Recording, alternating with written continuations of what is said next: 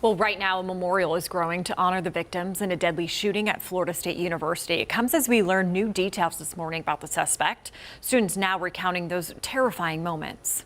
And I see the guy like get out and he has like a rifle that he's kind of waving around. And there's like another boy next to me and he kind of like lays off a shot, but it seemed pretty specific to that boy. So I thought, okay, well, maybe like I was still gonna run, but I was like, well, maybe the boy made him mad. Maybe like, like they have some beef or something. But then after he missed that shot, he immediately turned into his car door and grabbed the pistol.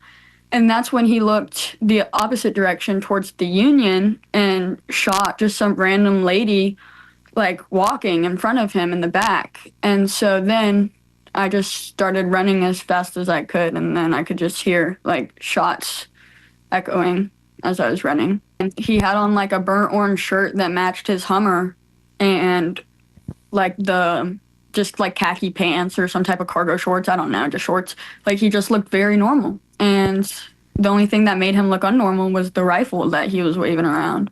That so many students were just like, and faculty, and I think there was even an event going on that they were just doing, their day-to-day business, and this person just wanted to strike fear into everybody. I think everybody is really tore up. Authorities have identified that suspect as 20-year-old Phoenix Eichner, a student at the school whose mother is a local sheriff's deputy. Officials believe he stole her service weapon to kill 2 people and injure 6 others yesterday. Christina Burgess reports on how students are getting through this tragic situation. Yeah, this is my school. These are my peers, and like we just got to show out at this point. Like this is not the time to go to your rooms. This is the time to show people that you're there for them.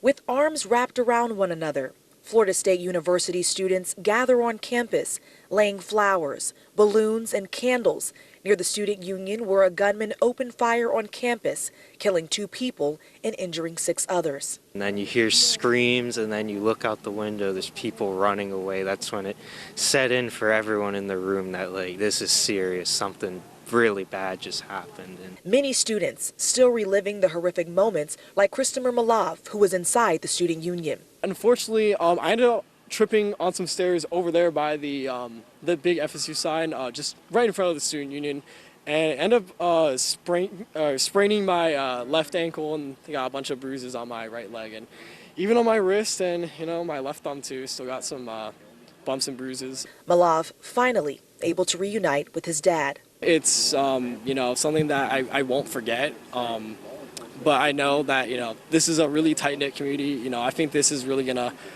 bring us together as college students.